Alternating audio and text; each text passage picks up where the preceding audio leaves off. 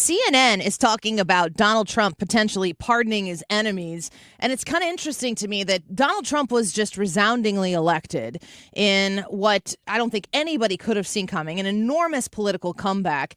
So the people who are in opposition to Donald Trump, there's a reason why America said we choose Trump to stop the type of people who are currently in office from doing the things that they're doing.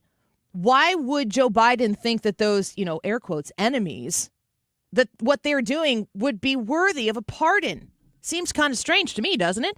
Hogan Gidley joins us once again, America First Policy Institute Senior Advisor for Communications. Hogan, welcome back to the Annie Frey Show. It's good to have you here. Great to be with you. I appreciate the time, Annie. You as well, as always. The Hunter Biden pardon that came down this weekend, it wasn't just like, he's my son and I love him and he did these two wrong things. It was much, much broader than that. Why do you think that is? It was broader because in large part, this is not a pardon for Hunter Biden. It's a pardon for Joe Biden. He's concerned about anything and everything that comes out regarding a Hunter Biden trial that would implicate the Biden crime family. So he doesn't want any part of that being exposed. Look, I understand. A lot of people are saying, look, if you were going to pardon your son, pardon your son. That's part of the deal.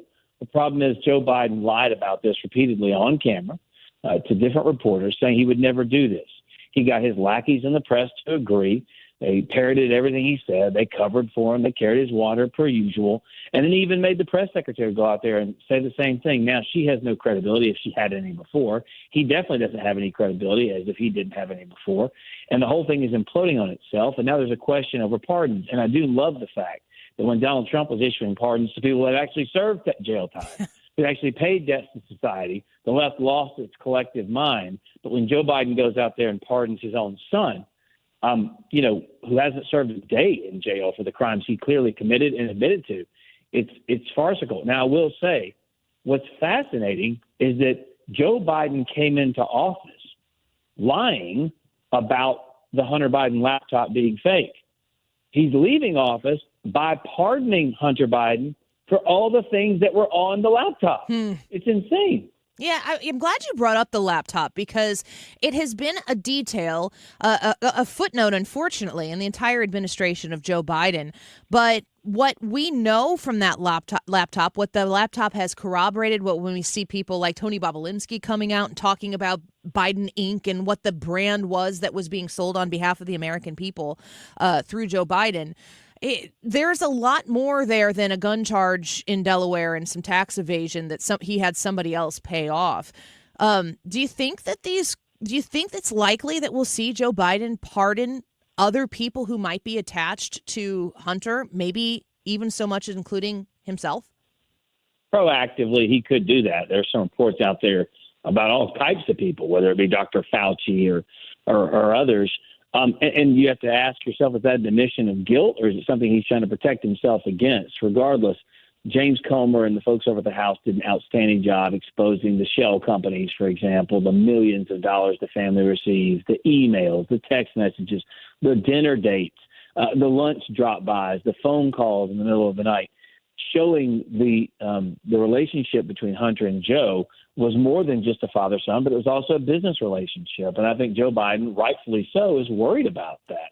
His legacy is clearly tarnished, not just because they ran him out of office, ran him off the ticket, rather, for his horrible debate performance, but also the fact that they've been lying about his health for so long. In addition to that, the corruption that has followed this Biden family for a long time. I don't think we'll know the full scale of it for years to come. But it's so obvious to so many, and I think the House has done a good job exposing it. So these pardons could definitely be a preemptive move to prevent any future attacks, I guess, by the right or by lawyers who see all the wrongs that Joe Biden and his family have done. We're speaking with Hogan Gidley. He is America First Policy Institute Senior Advisor for Communications. I think that the America First Policy Institute is an important part of this whole conversation because we're watching during the transition, what the Biden administration, those actions that they're taking right now, handing out money in Africa while the president of the United States falls asleep, pardoning people in his own family, broadly so. But in the midst of all of that, We've actually, in my opinion, heard way less from the Trump transition team than we're used to hearing, of course, of him on the campaign trail. And to me, it's really looked like there's a definite plan in place for this period of time so that on day one, Donald Trump is able to start doing what the American people sent him to do. How would you assess post-election in this transition time what the Trump administration has been able to do so far? Well, I'm so glad you brought that up because what they are focused on is the American people. They obviously have a mandate. They won the popular vote. They won all the swing states. They're focused on successes. Donald Trump did this the first time around. He's going to do this the second time around as well. And the fact that they're putting out these cabinet secretaries immediately tells you what they are focused on is getting the people in place right now so that when he is sworn in, he can begin moving. Remember, the 100-day window starts pretty quick. He won't be a lame duck because no title like lame duck is ever going to apply to Donald Trump. He's always going to keep moving. But he wants the House, the Senate, and his cabinet secretaries to move forward on that America First agenda quickly, especially because you'll have the midterms coming up, and you want to flex a little muscle and show Republican governance, Republican legislative activity is far superior to that of the Democrats because it actually improves the lives of all Americans. Yeah, that leading up to this point, it's promises made, and then this next 2 years is the opportunity to show the American people promises kept. AFPI has been a very, very great partner in setting up this opportunity for Trump to come in, to be able to make this transition and do it in a very orderly fashion.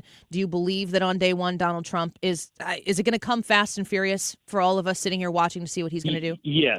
Yes, I was on set with some reporters the other day. We were arguing about something on a panel, and they made a comment there was breaking news that Donald Trump had just announced a new secretary of something or other.